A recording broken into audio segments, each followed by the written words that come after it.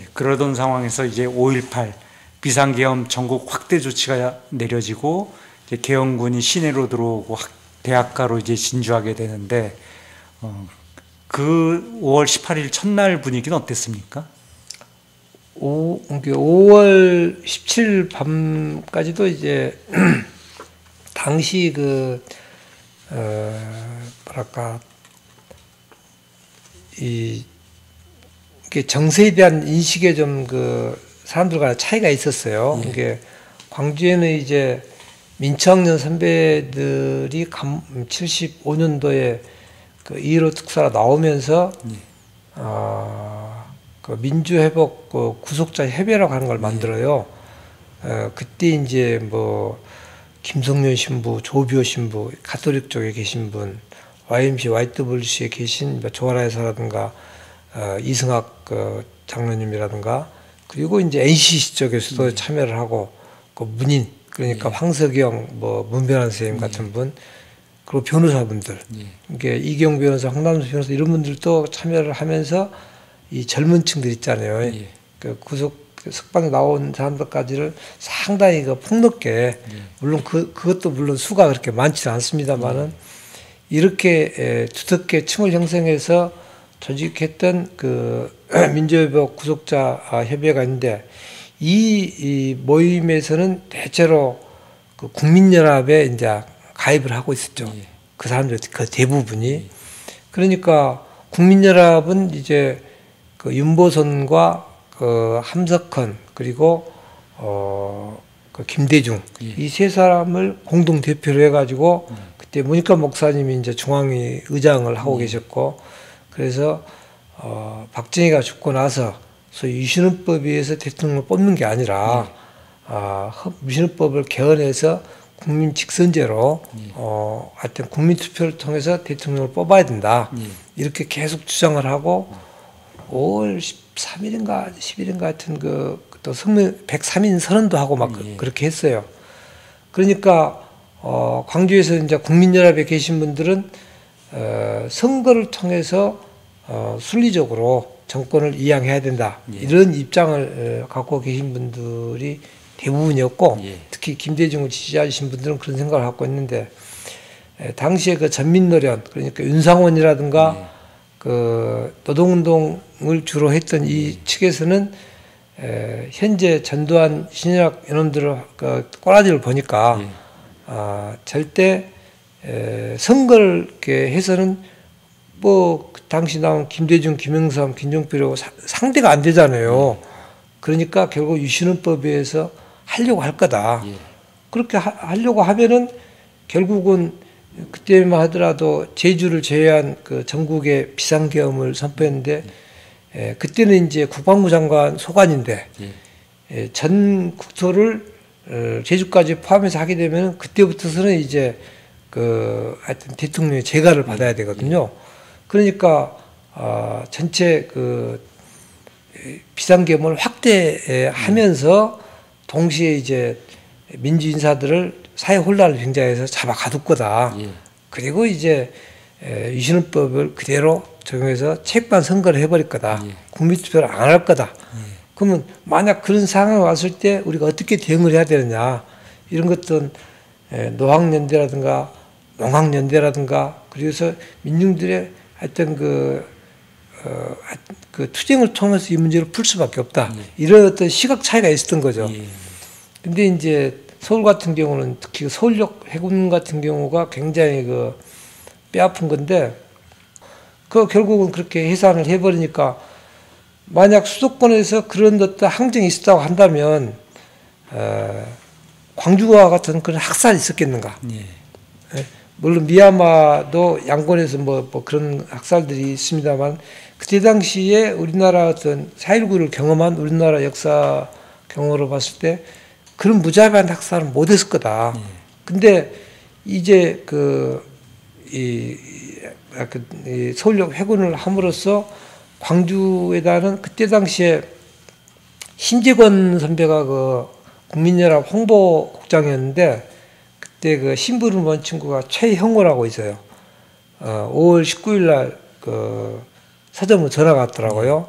그래갖고 윤상원 선배가 이제 국민연합의 전남 예. 그 국민연합의 그 사무국장이에요. 예. 그러니까는 급히 전할 말이 있다고 이렇게 연락이 왔길래 상원 형하고 저하고 비밀리에 연락하는 예. 그 전화가 예. 별도로 있어요. 그 사마신협인데 그리 이제 전화하니까 좀 있으니까 상원 형이 왔더라고요. 예.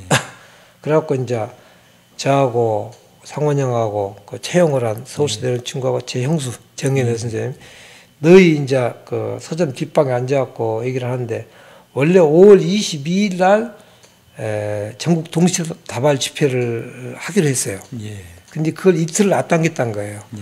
그 전국 동시다발 집회 할 때 이제 전남 그 국민연합도 이제 출범하면서 이제 그 집회를 하려고 계획을 했는데 그걸 이틀 앞당겨서 20일 날 하기로 했으니까 전국 동시다발 집회니까 광주에서 이 싸움을 20일까지 잘 이끌어 주시오. 예.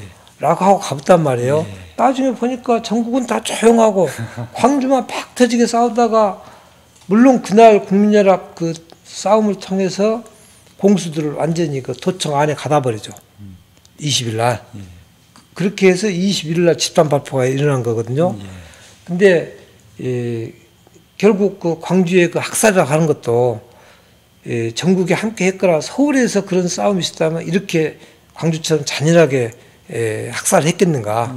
예. 그런 어떤 아픔이 있습니다. 예. 그러니까 조금 정리하자면은 당시 저도 대학생이라 이제 시위에 참여했었는데 저는 그냥 평범한 대학생이었으니까 뭐 지도부에서 어떻게 했는지 모르겠지만 그 당시 선배들 분위기 보면 정보도 없고 그래서 혼란스러워서 이거 어떻게 대처해야 되는가 가지고 많이 곤혹스러워했던 것 같습니다. 그러니까 이제 결국은 그렇게 서울역 회군 결정 같은 것도 났고 그랬는데 지금 이제 말씀하신 대로 보면 20일 날 전국 동시다발 집회를 하자 그래서 이제 광주는 열심히 준비했는데 그렇죠. 저희도 다른 지역들은 준비했죠. 이제 조용했다는 것 같아요. 그리고 저도 그 당시에 전국 비상계엄 확대 조치가 일어날 거다 예상해서 그러면은 서울역에서 서울 같은 경우 서울역에 모여서 대규모 항의 집회를 하자 그랬는데 제가 서울역에 나갔더니 한 200명이나 모였나? 5.18 그 비상계엄 확대 조치가 나고 그렇게 많이 모이지가 못했죠. 그래서 이제 비상계엄 확대에 저항하는 움직임이 아주 미약했는데 광주에서만은 이제 그 항의하는 움직임이 아주 강력했다는 것이고 그것 때문에 20일까지 분위기가 가다가 결국 이제 비극적인 사건이 일어났다 그 말씀이신 것 같습니다. 그래서 이어서 조금 더 설명을 해주시죠. 이제 광주는 그 5월 그 17일 밤에 그때 YWC에서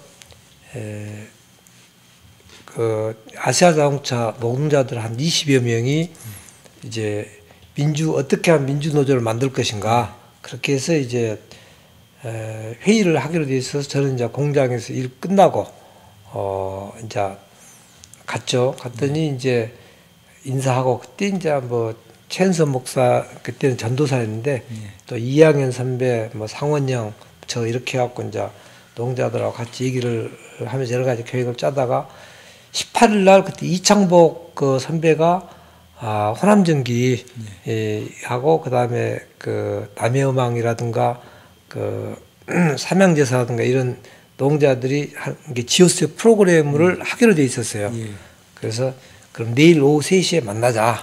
그리고 이제 내려오는데 그때 1층 그 소심당 강당에는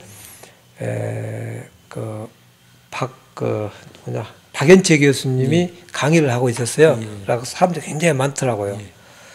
그리고 나와서 이제 그 막걸리 한잔 하고 헤어져서 집에 갔는데 새벽에 이제 전화가 온 거예요. 네 형이 예비군소 때였다. 그러니까 서점에 좀 앉아가지고 상황일지 좀 정리하고 하여튼 그 이 연락을 좀 맞대야 되겠다. 왜냐하면 이제 5월 16일 날 그 민주화 횃불 대성회를 할 때 박건현이가 거기서 만약에 비상계획이 전국을 확대된다면 우리 도청에 분수대에 집결해서 최후의 1인 최후 일과까지 우리는 투쟁하겠다라고 선언을 했기 때문에 이제 투쟁으로 들어가잖아요. 들어가면은 이제 그 시내에는 연락할 곳이 우리 녹두서점밖에 없어요. 그러니까 이제 그 연락들을 좀 상주비 네가 좀 맞더라. 그래서 이제 저는 그날이 일요일이기 때문에 전단방지 또 쉬는 날이에요. 그래서 이제 서점으로 쫓아갔죠. 갔더니 이제 예비 검색된 그 형수님들이장 몰려오기 시작하고 그러니까 18일이요? 그렇죠. 18일 날. 예. 상원형은 이제 그 전남대 정문에 갔다가 전화를 이렇게 오는데 이제 도청으로 지금 학생들이 가고 있다. 정문을 갖다가 거꾸로 공수들이 정문을 지키고 학생들 못 들어오게 하는 거예요. 예, 그렇죠. 정부에서. 그러니까는 이제 황당한 거죠. 학생들 못 들어가니까. 이게 하여튼 400~500명이 모였다가 다시 이제 방향을 틀어서 도청으로 모이자 해갖고 이제 가는데 중간중간 몇 번 공중전화로 전화를 하더라고요. 그래서 가출센터 앞에서 이제 시위를 하는데 처음에 그때만 하더라도 데모가 얼마나 그 낭만적이냐면 어깨동무를 해요. 이제 스크럼을 짠다 그러죠. 그래갖고 그냥 독재 타도 독재 타다고 가요. 가면 경찰들이 기다렸다가 막 두르게 펴불어. 그래갖고 그것을 2번인가 하다가 가만 보니까 이렇게 가봤자 두드러 맞았잖아요. 그때부터 이제 보도부를 깨갖고 이제 돌멩이를 던지기 시작하더만요. 이제 이게 시 양상이 바꿔진 거죠. 그 이제 그런 상황 하에서 몇 번 이렇게 그 밀고 당기고 하다가 학생들은 이제 쫓아내고 그 전투 경찰들 쭉 이렇게 자리에 앉으라게 하고 이제 방송 더우니까 방송을 벗고 이제 편히 쉬어 하고 있는데 그 메가폰 들고 지휘하고 있는 그 대장이 있을 거 아니에요. 이렇게 더우니까 이렇게 방송모를 딱 벗은 뒤 딱 보니까 윤상원이 바로 후배야. 내가 아는 사람. 김종수라고. 그래서 아이 상원이 형 저 정수님 같은데 이렇게 싹 벗으면 야 정수야 하고 그렇게 우리를 딱 벗으면 얼른 써보더라고요. 나중에 이제 상원이 형이 죽고 나니까 그거는 경찰대학 나와가지고 하여튼 하여튼 간부로 있었는데 굉장히 애통했다고 이야기는 나중에 들었는데 이제 그런 일도 좀 있고 그랬어요. 경찰대학은 그 당시 없었고 경찰 학교인가 뭐 그런 거 하여튼 그런 간부로 이제 도경에 들어가 있었어요. 근데 눈앞에서 희생당한 사람을 직접 목격했다고 그렇게 말씀하셨는데 그건 며칠입니까? 그 다음 날인가요? 아니죠. 그 18일날 그러니까 당일. 거기서 시위를 이렇게 밀고 당기고 하다가 그 나중에 이제 공수들이 딱 오더라고요. 그러니까 18일 당일에. 그렇죠. 그러니까 이제 사람들이 좌우로 쫙 갈라질 거 아니에요. 그러면 금남로로 보면은 남쪽과 북쪽으로 이렇게 갈라지는데 북쪽으로 간 사람들은 이제 점점 밀려가고 수창민학교 있는 데까지 이게 이제 유동 삼거리 있죠. 이쪽까지 이렇게 도망쳤다 거기서 계속 시위를 하고 저는 이제 그 광주 공원 쪽으로 빠졌어요.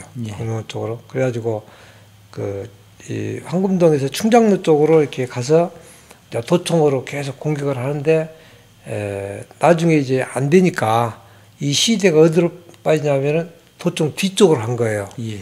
그래갖고 도청 뒤쪽 서스동 쪽에서 도청 쪽으로 하면 또 거기도 막히니까 나중에는 안 되겠으니까 그러지 말고 파출소 부숴보자. 그때 이제 박몽구라든가 박재성 제 친구들이 많았어요.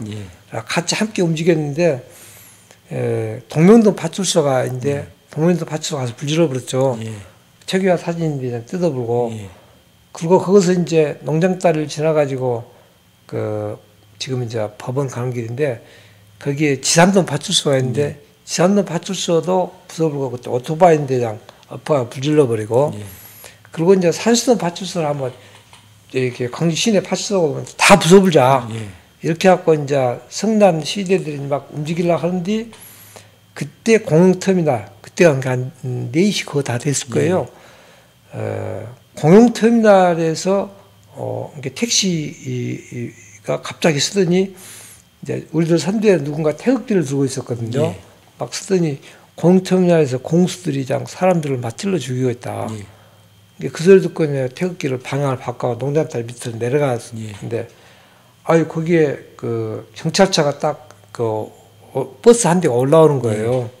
그러니까 우리는 내리막길에 달리고 있으니까 금방 포위를 해버렸죠. 포위를 하고, 근데 제가 이제 군대에서 그 운전병 수송병과 있었기 때문에 바퀴에 얼른 바람을 빼본 거예요. 요새 같은 레디알 타이어가 아니고 그때만 튜브로 돼 있잖아요. 바람 빼본 게 차가 푹 주저앉아 불죠. 저는 이제 그 정비를 좀 잘 하니까. 그러니까 차가 이제 꼼짝도 못 한 거예요. 근데 이제 뭐 밖에 유리창에다가 그 방패 있잖아요. 전부 다 하고 그냥 거기에 탁 쳐박고 있더라고요. 그 이제 그 전투경찰들이 이제 다급한 거죠. 자기들도 그러겠죠. 답답하겠죠. 이제 앞문으로 가갖고 항복하고 나와라 해도 안 나와. 그러니까 그 박진이라는 선배가 있는데 민청으로 감옥에 나오신 분인데 박진 선배가 너희들 정말 안 나오면 차에 부질러을 한다. 그러니까 이제 놀려가 나중에 항복하더라고요. 그래갖고 이제 끄집어내가지고 2열 정도로 쭉 세워가지고 이 사람들 이게 물론 이제 방송모라든가 체르타이님 이런 거 경보원이 다 우리가 다 뺏어 불고 무장해제 시키고 2열로 이렇게 세워갖고 이제 그 장로 로타르까지 끌고 내려온 거예요. 그거로 내려가니까 이제 딱 바리케이트를 쳤더라고요. 경찰들이. 그게 이제 이 박진 선배가 니기들 그 뭐냐면 이 포로들하고 예비 검소관 그 민주 인사들하고 교환하자. 그러니까는 그쪽에서 우리 권한이 없으니까 그러면 보고하고 연락을 주마. 10분만 기다려주라. 이렇게 10분 기다린다고 있는데 그 길가에 뭐 오복수퍼 나중에 뭐 한 3, 4년 전인가 오복수퍼 그때 당시 딸 있잖아요. 딸도 만났어요. 그때 막 그 뭡니까 그 우리가 이제 하루 종일 굶고 대모하고 있었으니까 솥단지에 밥에다가 김치도 놔두고 다라에다 물도 갖다 주고 눈 씻으라고 자기도 그렇게 했다고 그러더만요. 근데 그 가게에 있는 아주머니들 이제 빵이니 뭐니 다 내놓는 거예요. 그러니까 이제 거기 있는 수가 지금 몇백 명이잖아요. 그러니까 이것저것 이제 주니까 먹었죠. 그러고 기다려도 소식이 없어. 그러니까 야 어떻게 됐냐. 한 20분 지났을 거예요. 그러니까 곧 연락이 올 겁니다. 이렇게 얘기를 하더라고요. 그러더니 한 10여 대 그 공수 차량이 이제 오두만에 딱 내리는 거예요. 내려갖고 일대상대 해갖고 쭉 세우더니 그대로 근데 이제 M16이 딱 보니까 착금을 하고 있어요. 이미 차에서 내리기 전에 착금하고 있는 거예요. 그리고 이제 보통 그전에는 경봉을 들고 이렇게 했는데 경봉이 아니라 총을 들고 이렇게 딱 그 앞에 총 하더니 제자리 뛰어. 그리고 하나 둘 하더니 저기 앞으로 이렇게 딱 보니까 어른들이 이제 철모를 쓰고 단독분장한 상태잖아요. 그리고 이렇게 뛰어온 뒤 우리들은 이제 그 가벼우니까 뛰어온 것이 꼭 그 슬로우 비디오 보는 것 같이 막 하나 들어오고 이제 오고 있는 거예요. 이 자식들 뭔데요? 그러니까 이제 속으로 당황스러운데 내가 앞에서 한 4줄인가 있었을 거예요. 이렇게 보고 있는데 나중에 뒤로 물렀는데 사람이 많으니까 물러날 수가 없어. 근데 이렇게 뒤로 물르다 보니까 내가 맨 앞줄에 있더라고. 그래갖고 이렇게 온뒤 이런데 그대로 이렇게 찔르는 거예요 이게. 그대로. 나는 그날 5월 18일 그날 첫날. 그대로 이렇게 찔리는 거예요. 내한테 이렇게 오니까 나는 바닥으로 탁 엎드렸는데 네 뒤에 사람이 윽 하는 소리가 들리더라고. 그러니까 나는 이제 바닥에 굴러갖고 막 굴러서 거기가 이제 동계천이라고 그 옛날 경항방죽으로 물을 대던 곳이에요. 물길이야. 근데 옆으로 막 굴러가지고 공수들이 바닥에 있는 안 보고 그냥 막 찌르고 뒤에 놈들이 이제 때리기 시작하더만. 나는 이제 바닥에 있으니까 옆으로 막 굴러가지고 그 하천으로 뛰어내렸어요. 뭐 높질 않은데. 그래가지고 이제 거기서 청운학원이라고 했는데 거기까지 이제 달려갔죠. 도망치면서 나중에 청운학원 앞에 가갖고 뒤를 돌아보니까 네 뒷사람이 이제 같이 달려오다가 나하고 눈이 마주치니까 찔렸다고. 그러니까 이제 그때다 보니까 이렇게 딱 찌르는 뒤 요 등거리 쪽에 맞은 거예요 이게. 그래가지고 숨을 쉰 뒤 저기 허파가 뚫려가지고 그 피고품이 막 올라와. 그러기를 그냥 옷을 그 벗어가지고 그 피고품 나온 거기를 갖다가 꽉 꿰맸죠.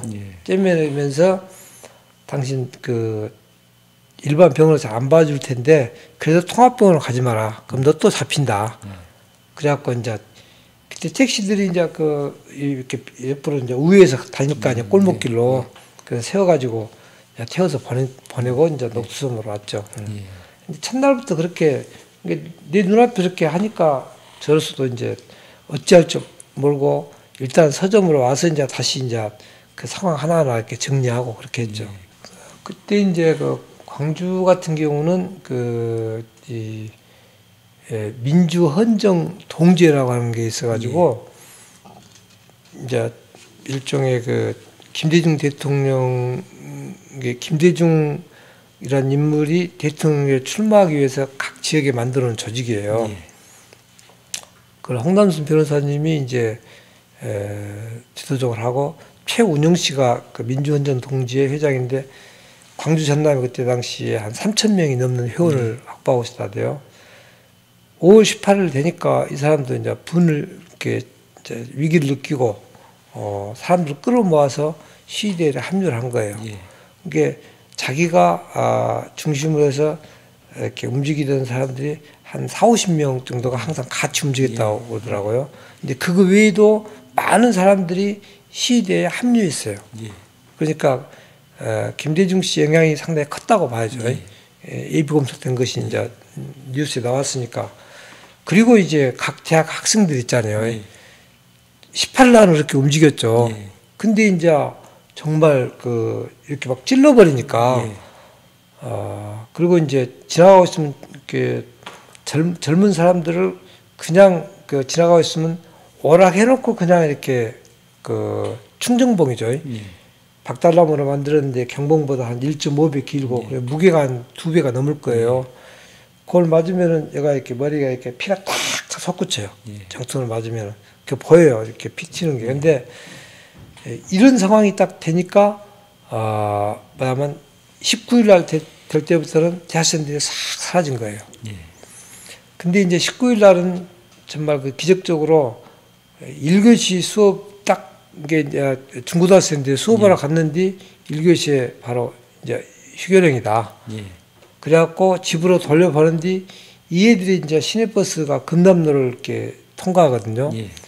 내려가지고 중고등학생들이 시위에 하여튼 주력을 형성한 거예요. 얘들은 더 말을 안 들어. 휴교령 때문에 돌아가던 중고등학생들이 집으로 안 가고 금남로로 나와가지고. 그렇죠. 이게 카드센터 그 싸움이라든가 하여튼 금남로 일대에 있는 그 많은 학생들의 그 대부분이 중고등학생들이에요. 이게 5월 20일 날 국민연합 집회도 중고등학생들이 아주 압도적으로 많이 차지한 거죠. 왜냐하면 이제 집에 이게 그 호기심도 있을 수 있겠지만은 그 선배들하고 어르신들이 싸우니까 그리고 공수들 만행을 봤기 때문에 20일 날 더 많이 나온 거죠. 그 다음에 어떻게 상황이 진행됐습니까? 또 직접 경험하시고 하신 일 중심으로 좀 말씀해 주시죠. 이게 이제 그 18일 날 그런 상황이 되니까 19일 날은 이제 그 카톨센터 싸움부터 시작이 되는데 그 녹두 서점으로 군부의 움직임을 제보해 준 사람이 있어요. 나중에 알고 보니까 이제 홍성률 대령이라고 전두환 측근인데 여기에 보안대가 있을 거 아니에요. 보안대장이 있지만은 별도로 그 뭐냐면 홍성률 대령을 보낸 거예요. 그래갖고 사직동에 안가를 차려놓고 여기서 모든 정보를 수집해갖고 하여튼 군대 보고계통 외에 또 별도로 이제 그 전두환에게 직보하는 거죠. 정상 조직 체계 외에 그 현지 별도. 보안부대 외에 바로 그렇죠. 별도 보안사에서 조직이죠. 직접 보내가지고. 그래가지고 그 홍성률 대령하고 친구 되신 분이 김상형 교수라고 그 청소년 연맹인가 그 나중에 5.18 이후에 만들어졌는데 초대 그 사무총장인가 하시는 분이에요. 그 근데 우리 집안에 이제 나하고 상자돌림으로 형님 되신 분인데 이 양반이 그때 전남대 교수로 있었어요.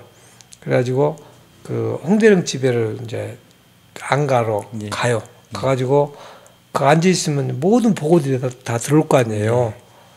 또 홍대령 입장에서는 광주 시내 이제 그 인테리들의 정보가 어떤가를 또 김상현 교수를 통해서 듣고 싶으니까 예. 또 불렀기도 했고 그러고 있는데 그러면 잠시 이제 밖에 나와가지고 공중전화로 녹두섬으로 전화를 하면 저는 이제 목소리를 알아요. 우리 집안 형님이라는 게 나야 듣기만 해 하면서 얘기를 해주는데 뜻밖의 얘기를 하더라고요. 뭐냐면 이게 지금 와 있는 건 칠공수다. 뭐 그런 거 이제 18날부터 이제 들었지만은 19일날 미 항공모함이 이 부산항으로 들어왔다. 그러니까 거기에서 헬기가 광주 상태를 파악하기 위해서 떴는데 한 10분 뒤면은 광주 상공이 나타날 거다. 아니야 다를까 10분 있으니까 UH-45 그 휴 헬기 있잖아요. 이렇게 문을 딱 열어끼고 어떤 놈이 그냥 발을 딱 군화를 이렇게 하고 이렇게 쳐다보고 있어. 나하고 눈이 마주쳐요. 그냥 그 적응병 하면서 그 시위대 있잖아요. 이렇게 빙빙 돌면서 이렇게 보고 있더라고. 저는 이제 군대를 항공대 근무라서 이제 헬기 종을 알잖아요. 근데 그러니까 이제 상원 형한테 이제 얘기를 했죠. 아니 미 항공모함이 이미 부산항에 와 있다간다. 그러면 결국 미국 놈들이 이제 그 군부 북한의 남침을 저지한다 명목으로 미군이 이제 총 경비대에 들어가고 결국은 전두환 체제로 굳어진 거 아니냐 이렇게 이제 의심이 되는 상황인데 그러니까 상원 형도 이제 고민을 하는 거죠. 그러면 이것을 투사해볼 때는 뭐 알려야 쓰겠는데 이걸 어찌지? 왜냐하면 이제 그런 것들이 이제 그 언론에 나오게 되고 그러면은 이제 민심이 팍 꺼질 거 아니에요.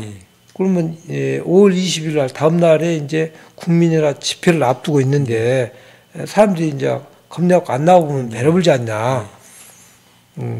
그래갖고 고민하고 이제 그런다 해서 반미 투쟁을 구호로 내세울 처지도 아니고 그래서 상황이 그래서 그러면 미국이 이 전두환 군부 독재를 견제하려고 왔다 해봅시다. 그래갖고 이제 거꾸로 써본 거죠. 근데 그것이 그 시민들한테 엄청난 영향을 줬어요. 그러니까 실제는 미국 놈들의 전두환이하고 이미 약속을 하고 이렇게 뭐랄까 한반도 동북아의 어떤 정치 지형을 봤을 때 이미 이제 김대중이나 김영사 이쪽은 잡아가다 버렸고 사전에 어떤 그 뭔가 정보 교환 없이 되었겠냐.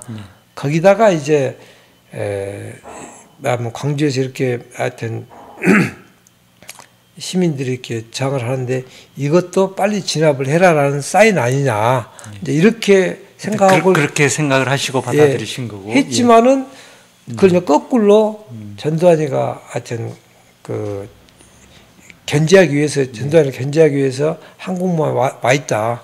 그래 이게 이제 시민들한테는 그게 하나 희망이 된 거예요. 희망이.